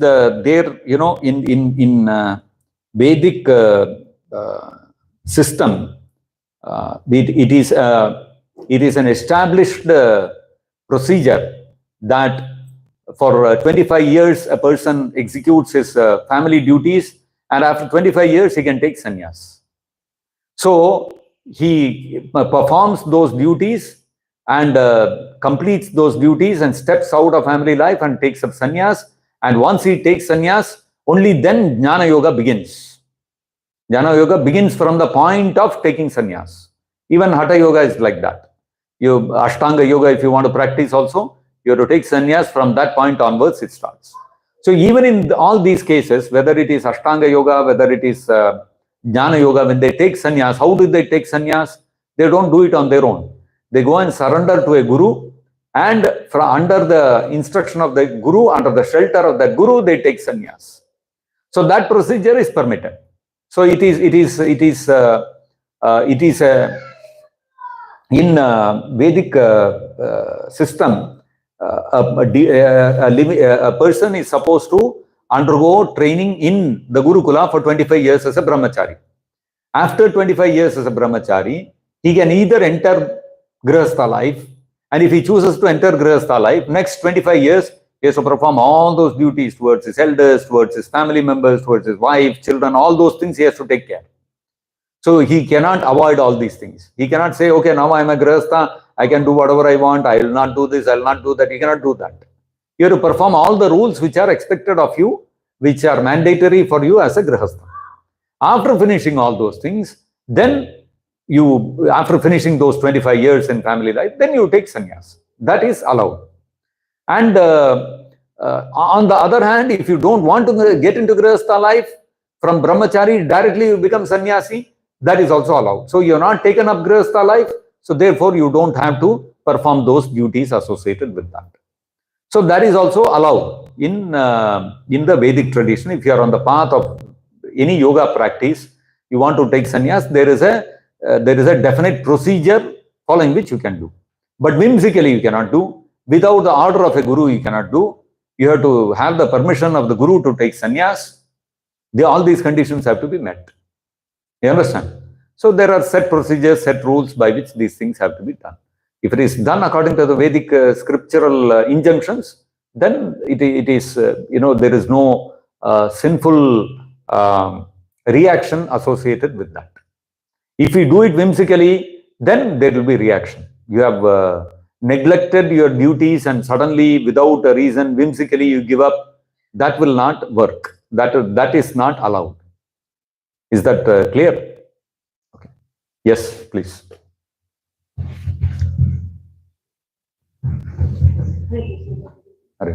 So, I don't know if it's a valid question. Have ever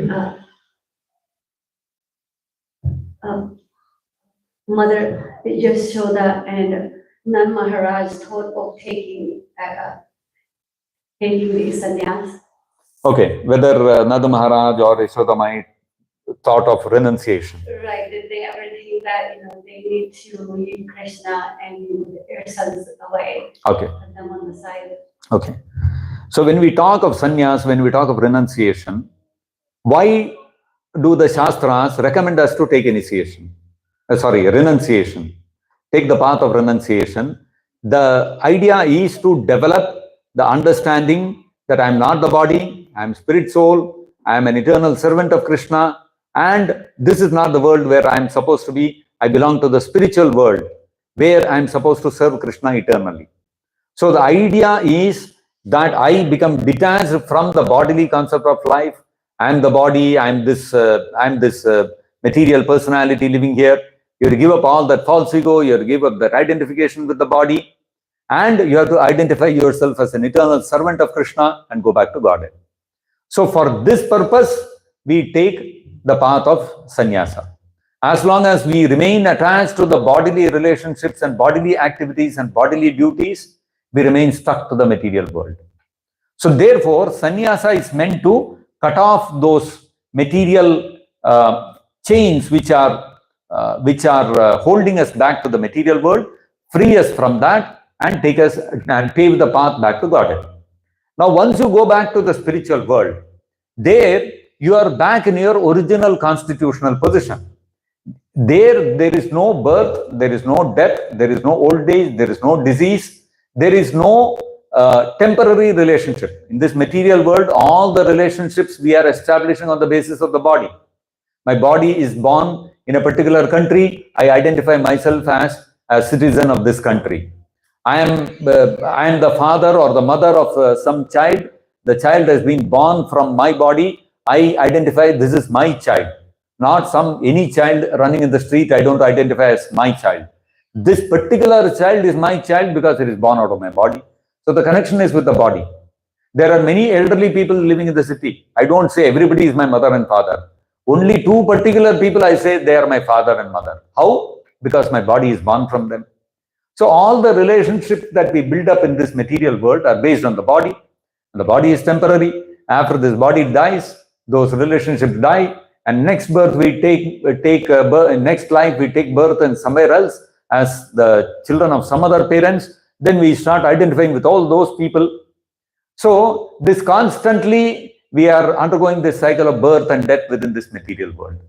So if you want to come out of the cycle of birth and death, first thing is you have to stop identifying yourself from the bodily platform. So for that, sannyas is the first step. Now, of course, in the when we speak of jnana yoga and ashtanga yoga, in bhakti yoga, that's not a constraint.